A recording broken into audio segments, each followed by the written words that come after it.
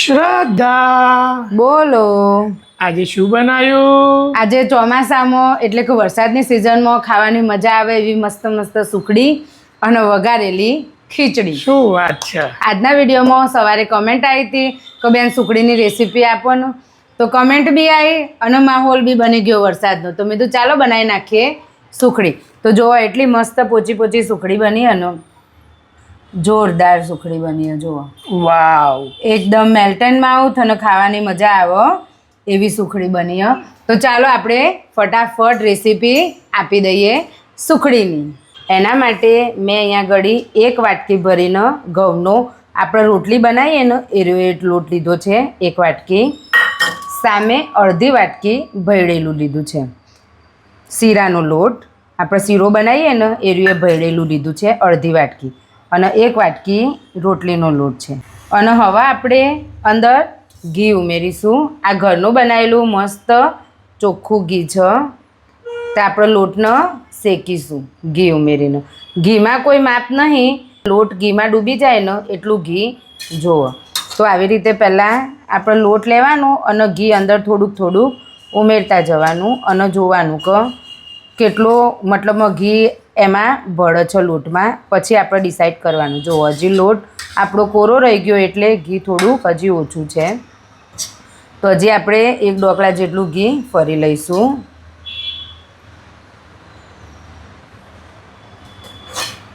અને બરાબર મિક્સ કરી દઈશું.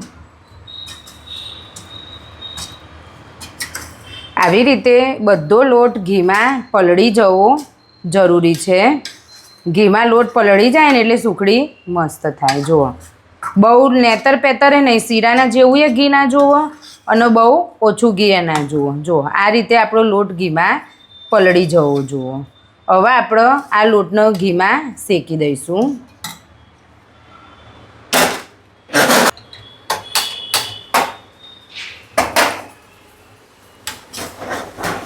હવે આપણે લોટનો બરાબર ઘીમાં ગોલ્ડન બ્રાઉન થાય ને ત્યાં સુધી શેકીશું.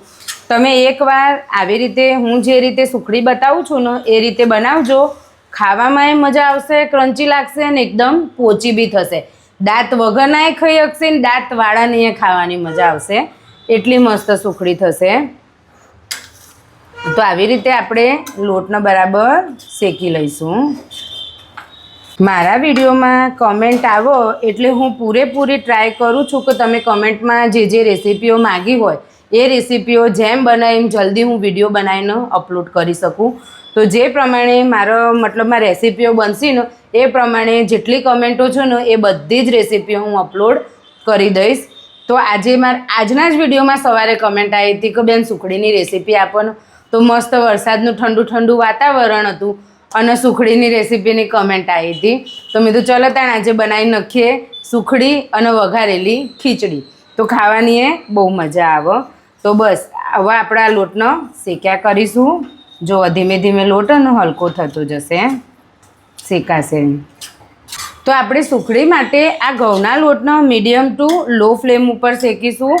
કેમ કે જો તમે એકદમ ફૂલ ફ્લેમે શેકશો ને તો લોટ ફટાફટ ગોલ્ડન બ્રાઉન કલરનો થઈ જશે, પણ લોટમાં જે ક્રન્ચીનેસ આવી જોવાનો એ ક્રન્ચીનેસ નહીં આવે. એટલે મીડિયમ ટુ લો ફ્લેમ ઉપર આપણે લોટને ધીમે ધીમે શેકવાનો. ભલે સુખડી બનાવતા થોડીક વાર થાય પણ મસ્ત સુખડી બને. અને જો અમે ફટાફટ ફાસ્ટ ગેસે કરી દો ફટાફટ હલાવીને તો એ સુખડી કાચી લાગે અને ખાવાની મજા પણ આવે નહીં. એટલે એ વાતની ધ્યાન રાખજો. ફૂલ ગેસે તમે લોટનો શેકતા નહીં, મીડિયમ ટુ લો ફ્લેમ પર જ તમે લોટનો શેકજો. જુઓ આવી રીતે આપણે સતત લોટનો હલાવતા જઈશું.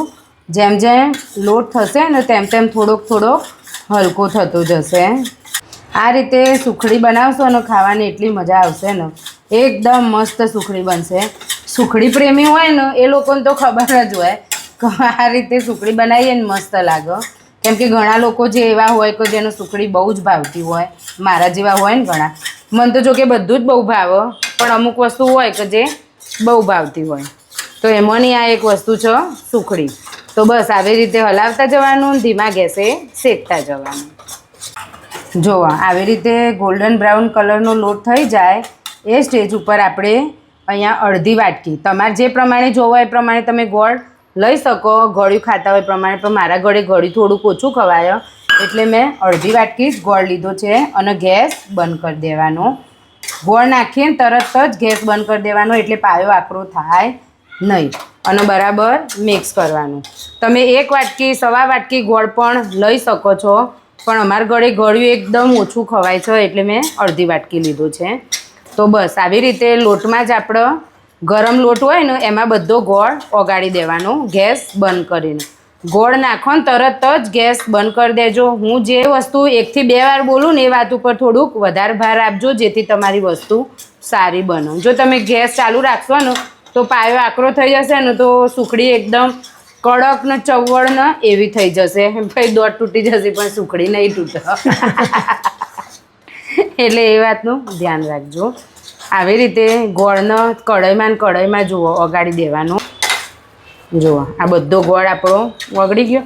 એક કણી દેખાતી નહીં કેમ કે સમારીએ ને તો તોય થોડાક ગાંગડા રહી ગયા હોય. એ બધું આ ગરમ લોટમાં ઉમેરીએ ને એટલે બધો જ ગોળ આપણો આવી રીતે ઓગળી જાય. જો હવે આપણે એનો થાળીમાં ઠારી દઈશું.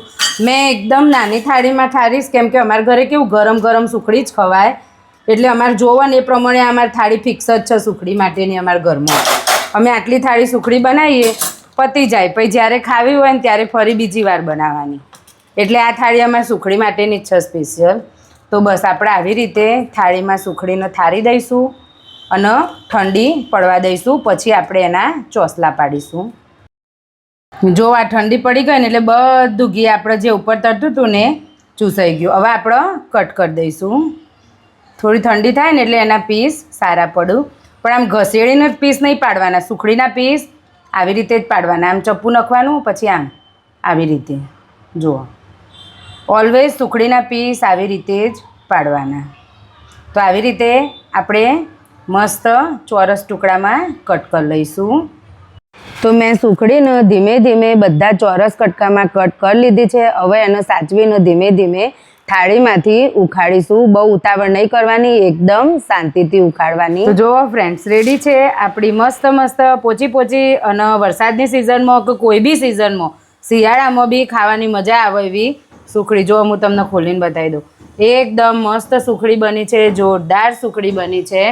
તો તમે એકવાર આવી રીતે મેં જે રીત આપીને એ રીતે સુખડી બનાવજો. ખરેખર ખાવાની બહુ જ મજા આવશે. એની સિઝન પણ ઉનાળામાં ના બનાવતા કેમ કે ઉનાળામાં થોડું ઘી ઓછું ખાવાનું. બાકી શિયાળા અને ચોમાસામાં તો ખાવાની બહુ જ મજા આવશે. હવે મળીશું આવી નવી બીજી રેસીપી સાથે. ત્યાં સુધી બાય બાય, ટેક કેર. અને આપણે પહેલાં મોઢા મૂકી દેવાનું જોરદાર.